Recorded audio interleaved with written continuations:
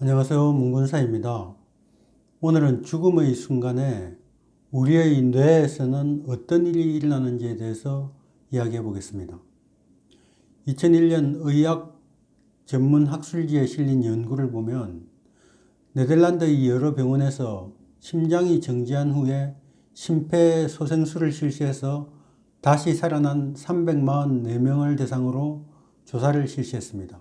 이 조사에 따르면 이들 중 18%인 62명이 죽음의 기억을 가지고 있었다고 합니다.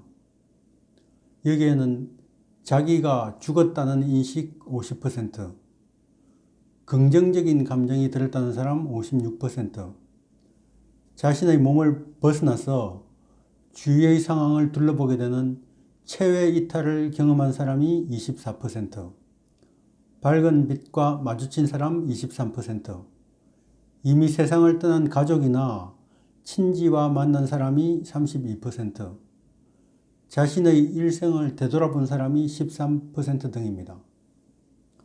이 결과를 살펴보면 죽은 사람 중 대략 20% 정도만 임사체험을 한다는 것입니다.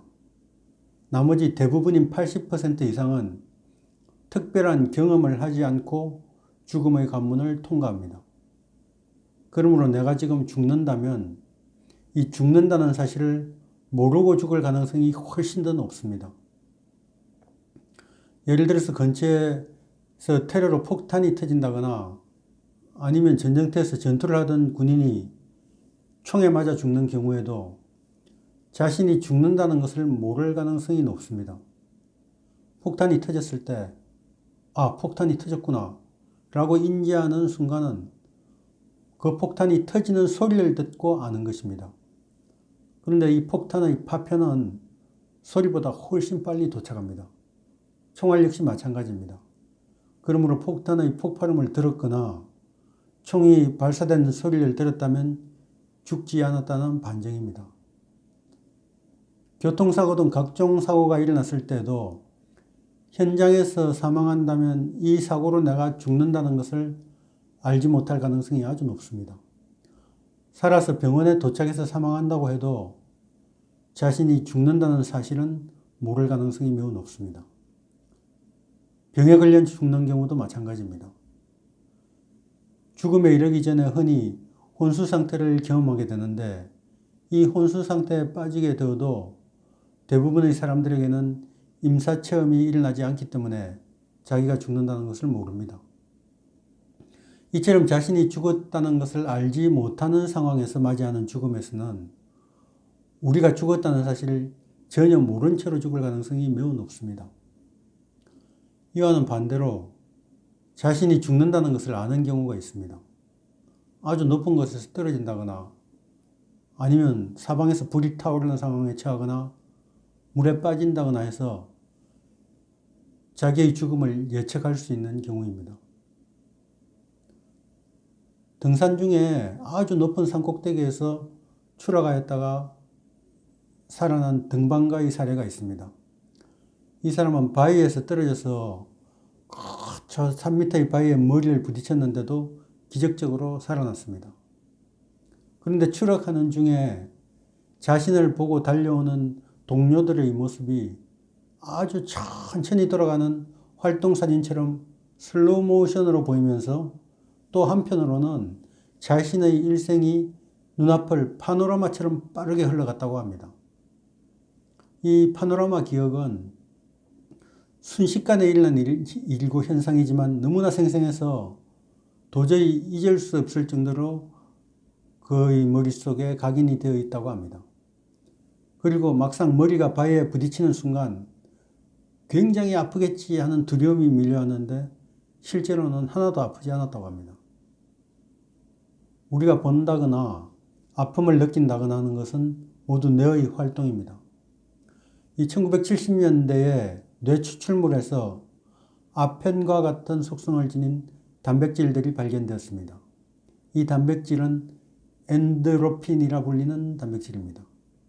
엔도르핀은 우리 몸이 통증과 스트레스에 반응해 생산해내는 신경전달 물질입니다. 즉 우리의 몸의 내부에서 만들어지는 모르핀입니다.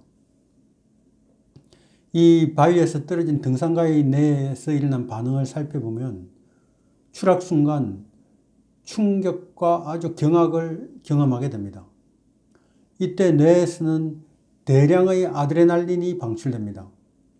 이 대량의 아드레날린으로 인해서 뇌는 아주 극단적으로 활성화되면서 여러 가지 생각들과 반응들이 빠른 속도로 연달아 나타납니다. 그 속도가 너무 빠르기 때문에 시간 자체가 아주 길게 늘어난 것처럼 느껴집니다. 그래서 달려오는 동료들의 모습이 슬로우 모션으로 보이게 되는 것입니다. 이 순간이 지나면은 스트레스나 통증, 이 산소 부족 등 목숨을 위협하는 상황에서 나타나는 아주 여러 가지 현상들로 인해서 엔도르핀이 생산됩니다. 이 엔도르핀은 모르핀처럼 통증을 완화시키고 감각을 둔하게 만듭니다. 그로 인해서 죽음에 대한 본능적인 공포 때문에 이 동료를 일으킨 정신작용을 억압하면서 오히려 차분한 기분이 들게 만듭니다. 전투 중에 총을 맞아 부상을 당했거나 폭력배들이 싸움 중에 칼에 찔렸을 때 그런 사실이 일어났다는 자체를 모르는 경우가 있다고 합니다. 이것은 우리의 뇌가 우리의 감각기관들이 지나치게 강렬한 자극에 노출되는 것을 방지하는 프로세스의 하나입니다. 이 상황이 끝나고 지나치게 분비되었던 이 신경 전달 물질들이 정상을 되찾으면 그때부터 아프기 시작해서 부상 사실을 알게 되는 것입니다. 이와 마찬가지로 우리의 정신도 지나치게 강렬한 자극으로부터 스스로를 보호하는 수단을 지니고 있습니다. 그런 수단 중의 하나가 탈현실화, 즉 지금의 상황이 현실이 아니라고 느끼는 것입니다. 이 등산가가 추락할 당시 멀리 떨어진 곳에서 무대 위의 연극을 바라보듯 자신의 인생을 본 것도 이 지나치게 강렬한 자극을 피하는 방법 중의 하나입니다. 이 자극의 장벽에는 생물학적인 기능이 있습니다. 이 엄청나게 속도로 연달아 떠오르는 생각들은 이 두려움과 공포라는 정상적인 기능의 반응을 차단해 줍니다. 따라서 두려움으로 인해서 몸이 굳어버리는 현상도 막아주는 셈입니다. 온갖 생각이 떠오르고 자신의 눈앞으로 자신의 과거가 지나가는 현상은 이 죽음을 목전에 둔 엄청난 현실에서 눈을 돌릴 수 있게 해주는 것입니다. 또한 그 사람이 의식을 잃어버리지 않게끔 해주기도 합니다. 따라서 사람들이 이런 사고의 마지막 순간에 경험하는 것은 그들을 보호해주는 뇌의 보호막입니다. 이 보호작용으로 인해서 우리의 의식은 죽음이 다가오고 있다는 것을 알지 못한 채 자신이 안전하다며 스스로를 속입니다. 이 기분 좋은 미망 속에서 마지막 순간을 보내게 하는 것입니다. 임종을 앞둔 사람에게 끝까지 유지되는 감각은 청각과 촉각이라고 합니다. 의식이 없어 보이고 말을 못하더라도 손을 꼭 잡아주고 할 얘기는 다 하는 게 좋습니다. 보거나 말하지 못해도 듣거나 손길을 느낄 수는 있다고 합니다. 이 여성은 남성보다도 대사 속도가 느립니다. 생명이 잉태되는 순간부터 그렇습니다. 남성 배아가 여성 배아보다 빨리 분열합니다. 그래서 남성 세포의 생명 주기는 여성보다 더 빠르게 마무리가 됩니다. 이것이 남성이 여성보다 빨리 죽는 이유입니다. 오늘날 전 세계에서 100세를 넘은 나이를 살고 있는 사람의 90%가 여성입니다. 내가 누구를 만나러 가다가 교통사고로 죽으면 곤란한 것은 내가 아닙니다. 나와 만날 약속을 했던 사람이 그 약속이 어긋나서 곤란해지는 것입니다. 사실 자신의 죽음과 가장 상관이 없는 사람은 바로 자기 자신입니다. 오늘은 죽음에 대해서 이야기해 보았습니다. 구독과 좋아요 부탁드리면서 이만 마치도록 하겠습니다. 감사합니다. 다음 시간에 뵙겠습니다.